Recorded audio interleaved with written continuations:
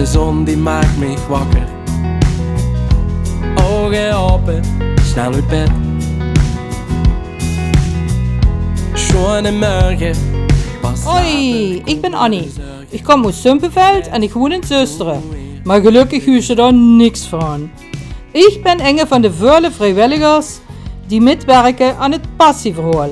En de komende tijd sneur ik door de regio om kennis te maken met de lui die metwerken aan dit evenement.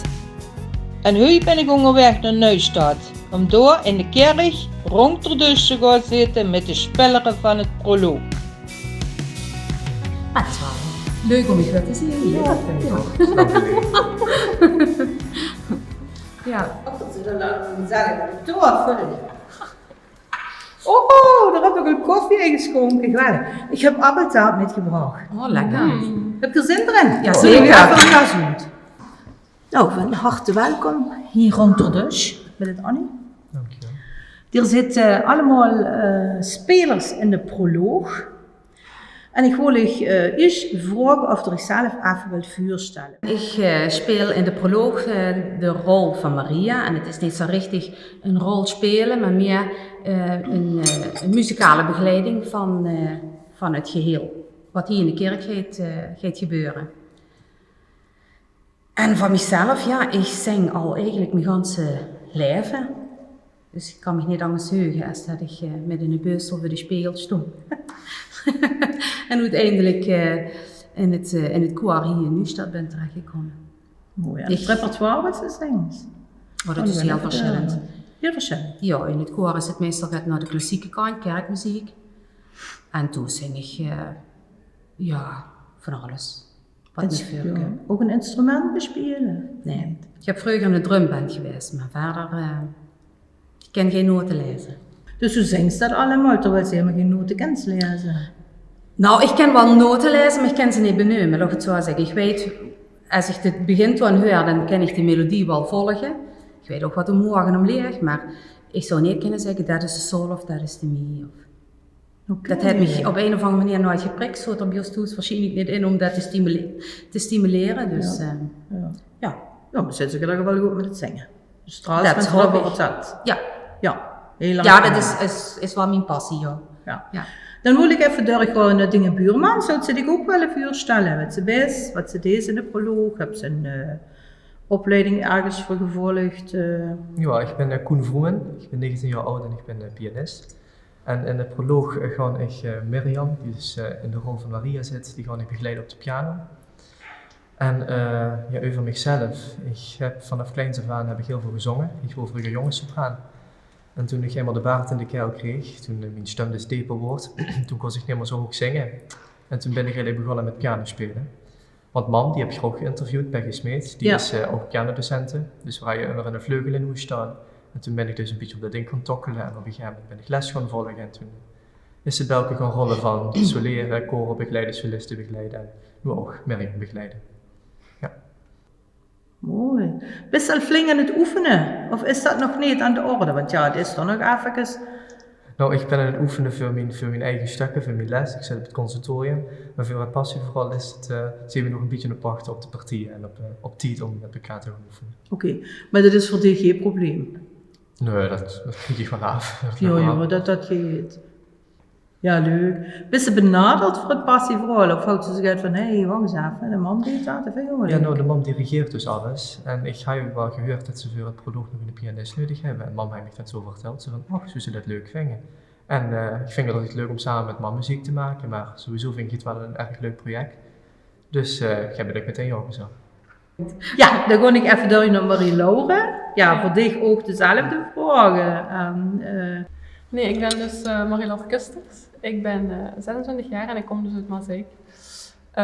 En ik ga in het passieverhaal en in de proloog viool spelen. Ik ga hen begeleiden, hopelijk, op een goede manier.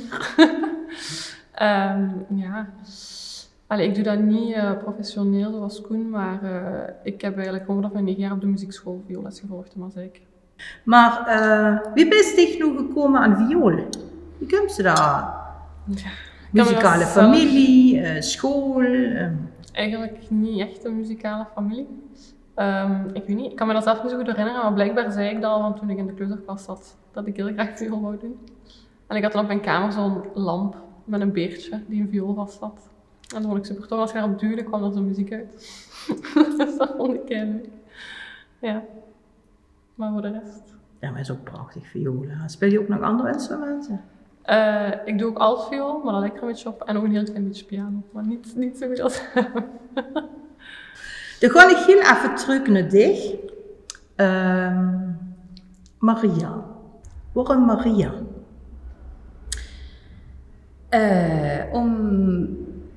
Ja, ik vind Maria eigenlijk een heel iconisch beeld. En ja, Maria is toch eigenlijk de motor van het geheel. En wat mij vooral aanspreekt eigenlijk in dat verhaal, neven het feit dat ons leven neergelegen heeft Maria natuurlijk ook gelegen. En zelf, we willen het verhaal dan naar deze tijd brengen. Als moeder bent en die kinderen zijn gezond en gelukkig, dan gaat het goed. Maar zo gauw die kinderen gaat met is, dan liet de mam ook. Ja. En dat willen we eigenlijk benadrukken, dat de sterkte van de vrouw eigenlijk ook heden ten dagen nog. En dat die heel dik de ruggengraat zijn en medelijden met anderen. In dit geval dan met de zoon. Maar er zijn zoveel andere dingen waar de vrouw sterk is. Ja, de verhalen zijn zelf geschreven. Misschien wel op eigen ervaring. En die werden dan door voorgedragen.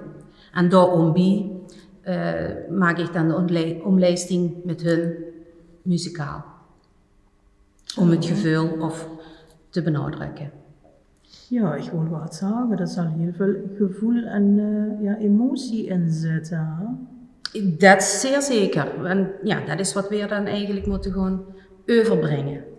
Of om het verhaal, wat dan verteld wordt, extra te benadrukken. Ja. Of wat er met bedoeld werd. Een stuk bewustwording ook. Ook, zeer zeker, ja. Die komen kijken. Ja. Mooi. Heb je nog andere passies behalve dat zingen? Ja, ik speel toneel. Hier op de Nieuwstad. Ja, het ligt helaas. Op de Nieuwstad. Het ligt helaas al een tijdje stil. Dus we hopen nu in de komende paar maanden weer te kunnen gaan beginnen. En wat voor rollen deze doen? Ja, dat zijn altijd kluchten. Hè. Dat is voor te lachen en dat is uitbundig. Was niet per se voor te zingen of zo? Nee. Okay. Ik heb ene keer een stuk, daar heb ik een stukje in gezongen. Dat wel, maar daar kun je verder geen zang in voor. Nee. Oh, mooi. Normaal had er dan één voorstelling per jaar of meerdere? Eén weekend, 3 voorstellingen. Ja. Ja, mooi. Ja. En Marie-Laure, heb jij nog andere passies? Nee, voor dat stuk viool. Ja, ik heb eigenlijk naast muziek wel een passie voor wetenschap. Ik heb farmaceutische wetenschappen gestudeerd en ik doe momenteel een doctoraat aan de Universiteit in Brussel. Dus, in Brussel? Ja. Oeh, dat is een flinke... Je woont ook in Brussel? Door de week wel, ja. Door de week. En in het weekend hier bij ja, kom ik nog vaak naar Maaseik. Ja, naar mijn ouders. Oké. Ja. Is ook niet niks, hè? Flink aan het abonneren, ja, van Brussel. 2,5 uur zal het zijn. Maaseik Brussel is 1,5 uur ongeveer. 1,5 uur? Ja, 1 uur 20 minuutjes. Als er geen file is. Koen. Ja. Ik moet me naar bedenken. Samen piano spelen met de mama. Dat doen we wel eens. Ja, dat doen we wel eens. Als we gewoon zo goed hebben van ochtend toen samen gaan, dan is dat grappig. Maar kan het ook wel eens tot discussies leiden. Omdat mam dan haar visie heeft en ik heb haar visie. En ik ben natuurlijk, tenminste, ik ben er wel wat verstandiger, maar gewoon natuurlijk in de puberende zone en dat nooit luisterde. Dus af en toe en zo, het is een beetje vrijgende achter de piano, maar het is wel heel leuk om samen te doen. En het is vooral leuk, mam die is ook dirigent, hè. Zoals het past u vooral. Ja. En als die koren dirigeert, dan begeleid ik die koren af en toe. En ik ben nu mijn eigen koor aan het dirigeren. En misschien kan mam dat in de toekomst begeleiden, dus dan hebben ze ook zo een leuke wisselwerking samen. Dus. Niet per se samen piano spelen, dat is wel leuk af en toe, maar vooral dat dirigeren en spelen, dat is een leuke combinatie. Of zingen en spelen, ik heb mam ook eens begeleid als het zong. En het had mij begeleid toen ik vroeger zong, dus muziek maken, dat doen we wel. Samen piano spelen, is het letterlijk samen aan één piano? Ja, samen met 4 batsen op één kruk. Ja. Ja, want de mama wou nog een piano achter hem staan, toen Ja, dat deed. ja, dat is nu eigenlijk voor mij, omdat ik voor het conservatorium moet ik uren per dag studeren. Maar als man pianoles is aan het geven, dan gaat dat niet. Dus ik zit dan in de studio in de tuin en man die zit in het huis les te geven. Of te studeren. Ja. En de toekomst voor dich, wie ziet hij eruit? Wat droomt ze van? Nou, ik wil eigenlijk van alles doen. Dus ik wil gaan piano spelen, dirigeren. Piano spelen dan als in solo of in kamermuziek, dus met een violiste of in een trio of iets dergelijks. Begeleiden vind ik dus ook heel erg leuk. Dus op een conservatorium leek het me heel erg leuk om daar verbonden te zijn aan de showles als begeleider of iets dergelijks. Ja, gewoon eigenlijk een beetje zo'n all-round muzikus die gewoon van hot naar her is om van alles te doen. Dat is wel het leven wat ik voor mij zie. Hopelijk lukt het ook. Maar... Dat is wel leuk, dat is ook heel flexibel, hè? Ja, En zeker divers. heel veel kanten op. Ja. Ja. En Marie-Laura? Welk leven ik voor Jouw toekomst. Zit het toch in de farmaceutische industrie? Of, Ja, dat denk ik wel. Ja. Ik hoop dit jaar mijn doctoraat af te ronden. Oké. En dan daarna op zoek te gaan naar een echte job in de farmaceutische industrie. Dus ja. En er zijn mogelijkheden genoeg. Ja, dat wel. Maar ja, ik zou natuurlijk ook heel graag viool blijven spelen. Ik speel in het Limburgs Jeugdorkest viool. En ik heb ook een eigen kwartetje waar we samen mee optreden. Dus dat wil ik natuurlijk ook wel graag blijven doen. Allee. Maar dat blijft dan toch een beetje semi-professioneel, hè? Want ja, als ik jou hoor spelen, ik heb dich na het gehoord en denk, wow, dat is echt heel erg mooi. Ja, ik zou dich ook willen vragen, wanneer dat mogelijk is, of zo dadelijk het voor ons wilt spelen. Tuurlijk wil ik dat. Oh, tuurlijk, nee. Ja, ik zou dat Koen ook willen vragen, Ja, maar ja, er is wel een orgel, maar er is geen piano en dat wordt moeilijk om de piano hier in de kerk te krijgen. Ik speel wel orgel, maar dat is niet relevant voor het passieverhaal. Dus ik denk Ja. dat het beter is dat jij wat speelt. Zij ja. mag goed zingen, hè? Oh, dan mag je dat Nee, niet maar zingen. Weet dat? Ja, dat lijkt me hartstikke mooi. Ja, weet je, dan moet dat hier even zo... Ja, zo even zo, dat is allemaal... Even zo. Moet je even denken. She came from the land of the cotton, a land that was nearly forgotten by everyone. And she worked and she slaved so hard. A big old field won't her your backyard in the Delta sun. Now, but she sure could sing. Mama, she sure could sing. She had faith and she had believing. Led all people together in singing, and she prayed every night to the Lord up above. Hallelujah, oh hallelujah. Nou, prachtig, is echt prachtig. Maar ik denk ook dat hij kunt inderdaad toch de akoestiek, waar? Ja, dat zingt zich een stuk gemakkelijker als dat ze in een druige, zo wie zou het zeggen, een druige zaal staat, ja. Of boet wordt verwijnd. Maakt het gedoe wanneer de zaal vol is met u? Een beetje maakt dat natuurlijk uit, hè. Lui absorberen dat geluid. Dus in een leegkerk is het nog gemakkelijker natuurlijk. Oké, want ik heb begrepen dat dadelijk tijdens de proloog hier 700 mensen zitten in die kerk. En dit is helemaal vol, het is helemaal uitverkocht uit de proloog. Ja, Kent Dat ze heb ik niet ook gehoord. komen? Ja, en die wat het ook willen huren, die zijn vervolgens op het plein, waar ben ik? Nee, aan die kant Daar, van de nee. kerk is dat, waar? Aan die kant. En die kennen het op een groot scherm of luidsprekers kennen die het toch metvolgen. ja, dat is de bedoeling.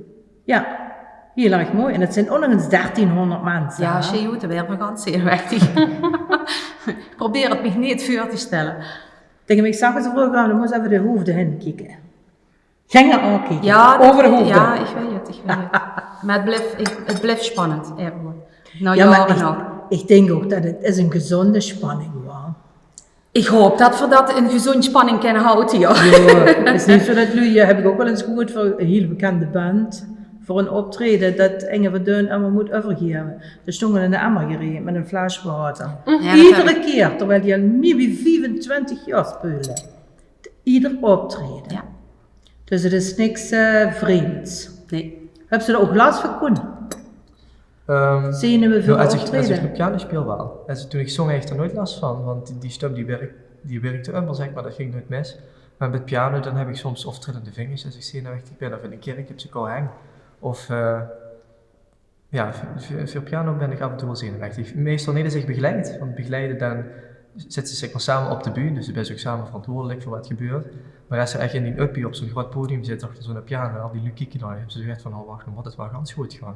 Ja, Dus, en ik ben ook erg perfectionistisch, dus dat werk ik soms ook een beetje negatief met. Wat deze met zo'n koude hangers? Is die van tevoren warmen? Nou, ik heb sinds kort een apparaatje gekocht wat die helm verwerkt. Die hang verwerkt. De hang verwarmd. Dus in een kerk is dat wel hangig. Of je hebt een ijsje met de vingertop op, dus wel allerlei trucjes om het warm te houden.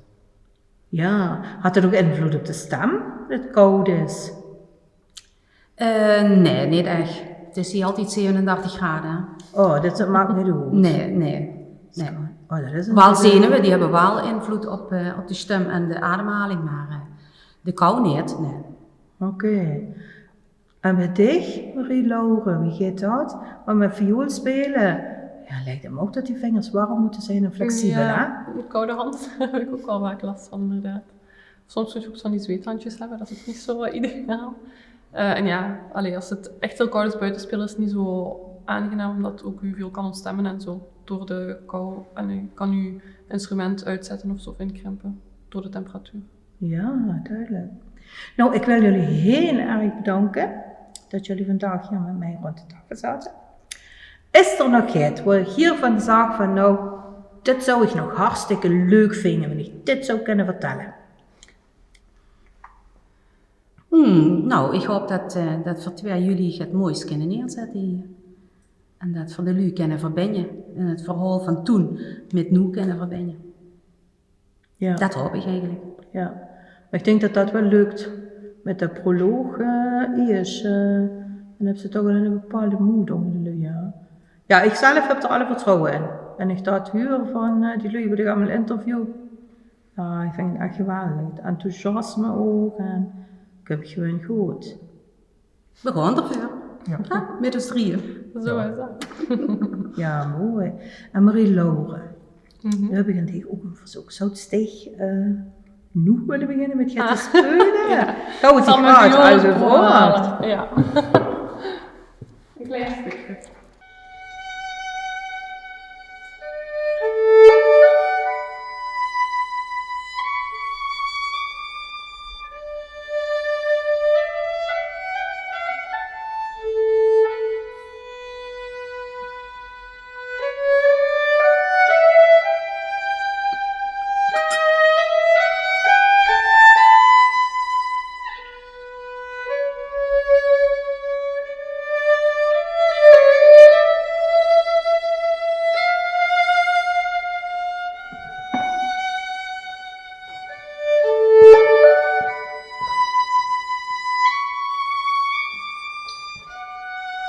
Wow, wat een prachtige muziek. Wow, daar ken ik richtig honderveel van. Jullie bent er ook wel komen kijken en genieten van deze prachtige muziek bij de live uitvoering met het Passieverhoor. Dan gaat naar de website van het Passieverhoor. Denk eraan, het is geschreven met AO en niet met OA. Dat is belangrijk, want voor jullie blikken het dus niet te vingen. Dan raad ik toch aan dat vlot te doen. Want de tickets die zijn bijna uitverkocht. Ik zou zeggen, bis de volgende keer. Ik ga nog even heerlijk genieten van deze muziek. Hoi.